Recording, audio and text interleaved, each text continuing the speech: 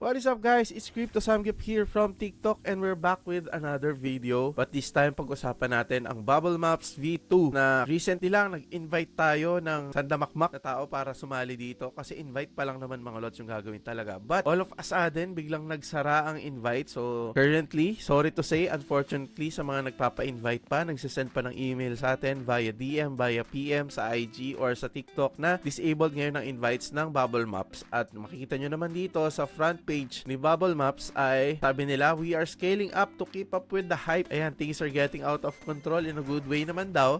Kasi ang dami nating na-invite. More than they ever imagined mga lods. So stronger bubbles and more magic nodes coming soon. But ngayon is naka-disabled ito. Kaya wala tayong magawa kahit na gusto nyo sumali. For all those na nagpa-invite at nag-send ng email sa atin, kindly check your emails kasi meron pa tayong mga ilan-ilan na pending. Sayang yung opportunity nito mga lods. Ang dami nagpapa-invite. Wala lang kasi mga lods remove invite para sana mapalitan natin ng mga invites na hindi pa nagsa-sign up no nung mga gustong-gusto talaga sumali. But sadly, hindi natin pwedeng gawin yun. So mag-update na lang muna tayo. So ang latest update with Bubble Maps mga lods ay meron ng submit wallet address and this is under Solana network din. Kaya naman sobrang saya natin kasi Solana ma-axi tayo. So paano pumunta doon? Tuturo natin mga lods. Although this one is on PC mode na naka-desktop tayo, pero ituturo ko sa inyo kung paano kuhanin yung mga essential informations na kailangan at nire-require ni Bubble Maps para dito sa airdrop na to. Ang gagawin nyo lang mga lods, punta kayo dito sa upper right corner. Ito yung may drop down list dito. Click nyo lang tong airdrop. So ayan, nakikita nyo naman what is your Solana address. Dito natin isasubmit ang ating Solana wallet address. So this address will be required to claim your airdrop. Recommend using a phantom address. Ito phantom mga lods, pwede. Solflare pwede din mga lods. But si phantom kasi mas kilala yan bilang Solana wallet. So ayan, pagka nag-click nyo yan, punta lang kayo mga lods sa inyong mga wallets. Then hanapin niyo yung mga wallet addresses ninyo. Then submit nyo dito. And then, after submitting your wallet address, biglang lilitaw to mga lods. Do you have a Bybit account? I believe they partner with Bybit para dito sa pre-claim process. Very safe, very similar with NodePay. OKX naman kay NodePay. So ako may Bybit na ako. If you don't have Bybit yet, lalagay ko yung official registration link ng Bybit sa description box below para makagawa kayo mga lods. If in case wala pa kayong Bybit. Kung wala naman at wala kayong ID pang verify, mira muna kayo sa mga kaibigan ninyo na may Bybit. Of course, dapat trusted friend nyo yan. Gamit muna kayo kasi medyo mahirap gumawa ng mga exchanges account ngayon, especially magpa-verify. So, ayan, partnership with Bybit. We're offering additional incentive users with a Bybit account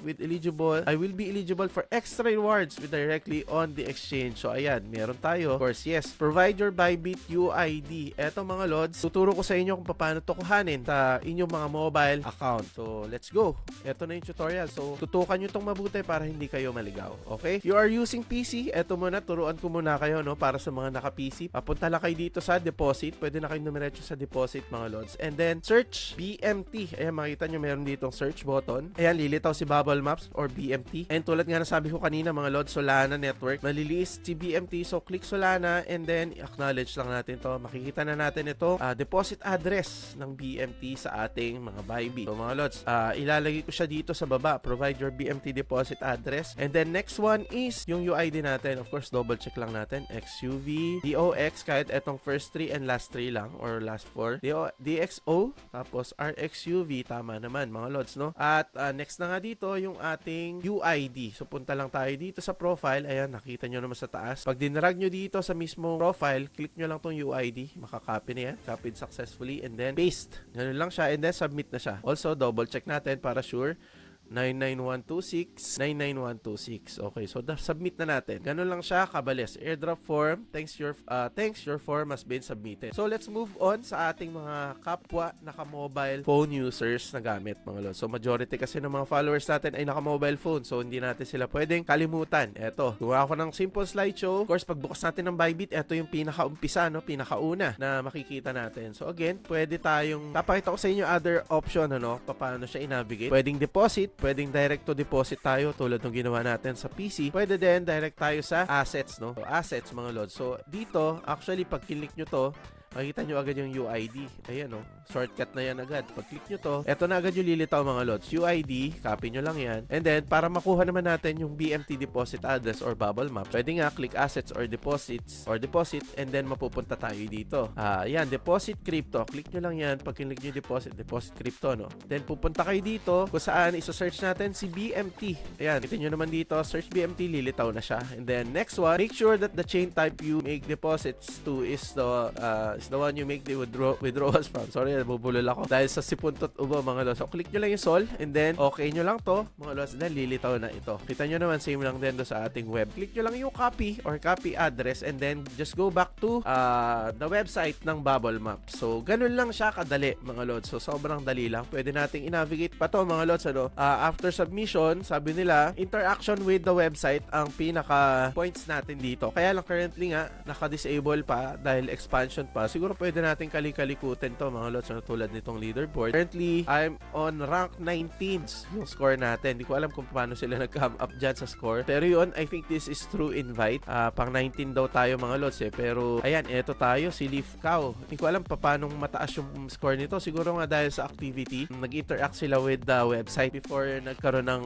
expansion or maintenance. So, right now, yun pa lang ang pwede nating gawin, mga lods. Wala pa iba, kundi mag-antay lang tayo. Pero I suggest and highly recommend gawin nyo na yung dapat natin gawin sa Bubble Maps, yung pag-submit ng wallet. Bago pa natin kalimutan, bago pa magsara, kasi ang bilis, mga lods. Baka bigla magsara na naman to, baka sabihin wallet submission is done, closed na, hindi na makapag-submit. I think napakagandang bagay lang din, sobrang bilis, ano, pero kailangan natin maging maagap kasi konti lang, mga lods, yung nakakasali. Kumbaga, kung mag-airdrop man to nang hindi na siya magbubukas for expansion, talagang papaldo to kasi konti pa lang, mga lods, yung nakasali. Konti pa lang din nag-invite. Kita nyo naman, nasa leaderboard tayo agad. Wala pa naman tayo masyadong ginagawa, diba? So, yun, abangan lang natin yung news kung meron tayong bagong balita na nag-open na ulit invite. Babalitaan ko naman kayo agad dito or sa TikTok, mga lods, kaya follow nyo na din ako sa TikTok. Link ng ating TikTok ay nasa description box below. Follow nyo na din ako doon, mga lods. But also, don't forget to subscribe dito sa ating YouTube channel kasi from time to time gagawa na tayo ng videos like this para ma-update kayo. Kasi dito tayo nakakapag-update ng mga visual contents unlike sa TikTok kasi nababan tayo doon, mga lods. So, that's all for today's video regarding Bubble Map submission ng wallet. So, gawin nyo na yan. Again, follow this